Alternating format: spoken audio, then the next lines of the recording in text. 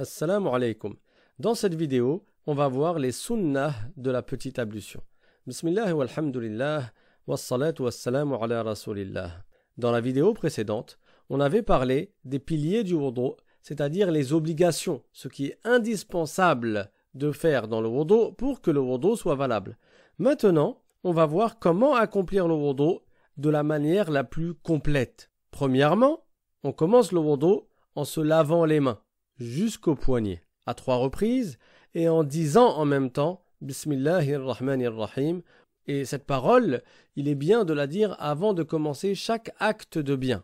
Chaque fois que tu veux faire du bien, tu commences en disant Bismillah, sauf certaines exceptions pour lesquelles il a été rapporté de commencer l'acte par autre chose que la parole Bismillah, comme par exemple la prière.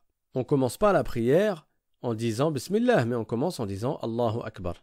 Donc, on commence le wudu en se lavant les mains à 3 reprises et en disant Bismillahirrahmanirrahim. Après cela, on utilise le siwak pour se brosser les dents et les gencives. Inch'Allah, on parlera de la sunnah du siwak dans une vidéo à part entière. Ensuite, il est sunnah de se rincer la bouche, c'est-à-dire de faire ce qu'on appelle al-madmadah. Cela consiste à faire circuler de l'eau dans la bouche, puis à l'éjecter. Et on fait cela à 3 reprises. Si une personne ne jeûne pas, c'est sunnah pour elle de faire ce qu'on appelle al-gharghara, le gargarisme. Mais celui qui jeûne ne fait pas cela parce qu'il y a un risque que l'eau pénètre à l'intérieur du corps. La sunnah suivante, c'est le fait de se rincer le nez, al-istinshaq. Cette sunnah a lieu en faisant entrer de l'eau dans le nez avec la main droite, puis en éjectant l'eau du nez en utilisant la main gauche. Là encore, si la personne ne jeûne pas, il est recommandé pour elle d'inspirer avec le nez au moment où elle fait entrer l'eau dans le nez, pour insister sur le nettoyage du nez, puis, lorsqu'elle éjecte l'eau du nez, elle utilise la main gauche et elle expire avec le nez. En revanche, celui qui jeûne n'inspire pas. Pourquoi? Parce que cela risque de faire entrer l'eau à l'intérieur du corps. La madmada et l'istinshaq, il est recommandé de les faire chacune à 3 reprises. Ensuite, la personne lave son visage avec l'intention de faire la petite ablution au moment du lavage de la première partie du visage. Et le lavage du visage, comme nous l'avons dit dans la vidéo précédente, c'est un pilier du wudu, c'est une obligation du wudu. Après s'être lavé le visage, la personne se lave les mains et les avant-bras jusqu'au coude compris.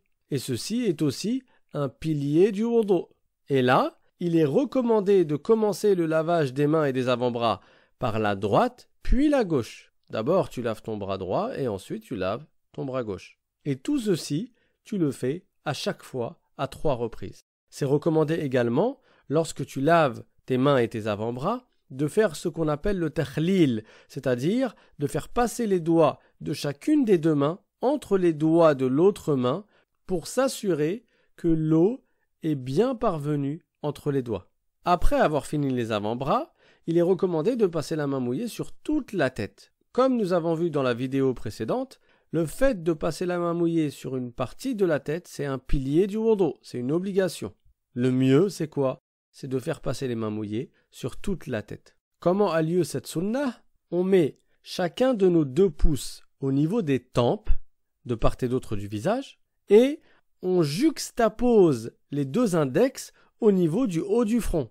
Donc, les 2 index vont se toucher à la limite du cuir chevelu et du front, tandis que les 2 pouces, ils seront sur les tempes. Ensuite, on amène les 2 index vers l'arrière de la tête, tout en gardant les pouces sur les tempes, et on rabat les 2 mains jusqu'à l'avant de la tête dans leur position initiale. Donc on fait un aller-retour. Ensuite, il est recommandé de passer la main mouillée sur les oreilles, avec une nouvelle eau. Quelle est la manière la plus complète de le faire? On met les index dans le conduit auditif, le trou de l'oreille, et ensuite on les fait circuler dans le couloir de l'oreille, dans le labyrinthe. Et le pouce, lui, on le met derrière le lobe de l'oreille et on remonte le pouce jusqu'en haut de l'oreille. Et on termine en appuyant sur les oreilles avec les paumes des mains. Et pour finir, on va laver les pieds. Et là encore, on commence par le pied droit, puis le pied gauche. Et là encore, c'est recommandé de faire le takhlil des orteils. Comment a lieu le takhlil des orteils?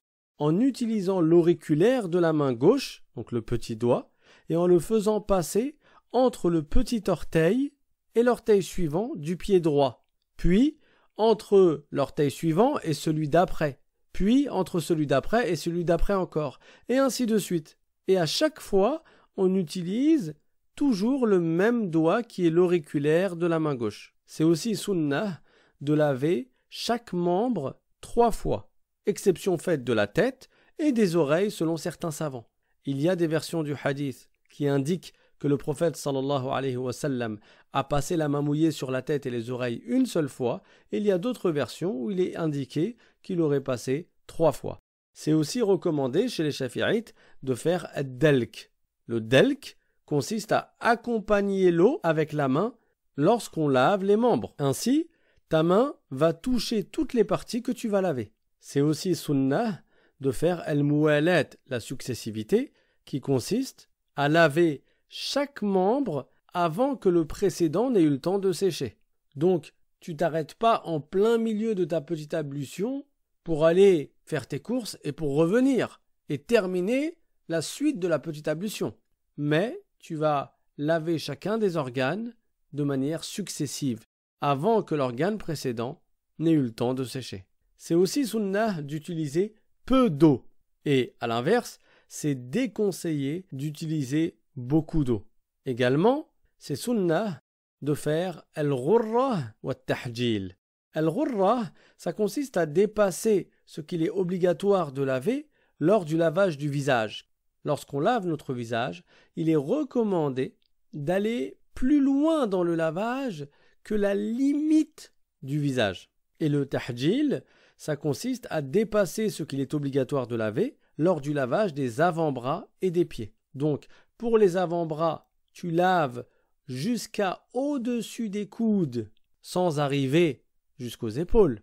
Et pour ce qui est des pieds, tu vas laver jusqu'à au-dessus de tes chevilles sans arriver jusqu'aux genoux.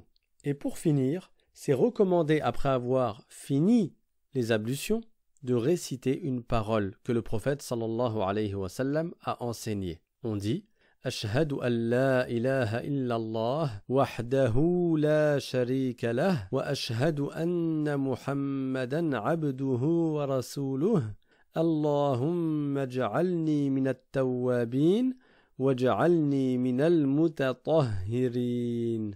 Le prophète sallallahu alayhi wa sallam a dit que celui qui récite cette parole après avoir fait le wudu de la manière la plus complète, avec ses sunnahs, alors dans l'au-delà, les 8 portes du paradis vont lui être ouvertes et il lui sera laissé le choix. Il entrera au paradis par la porte qu'il souhaitera. Donc c'est un moyen très facile de gagner beaucoup de récompenses. Le prophète sallallahu alayhi wa sallam a dit Man tawadda'a kama umir wa salla kama umir ghufira lahu ma taqaddama min dhanbih. C'est-à-dire celui qui fait le wudu comme il a été ordonné de faire, sous-entendu avec les sunnahs, et qui a fait la prière comme il lui a été ordonné de faire, c'est-à-dire avec les sunnahs également, alors les petits péchés précédents qu'il a faits lui sont pardonnés.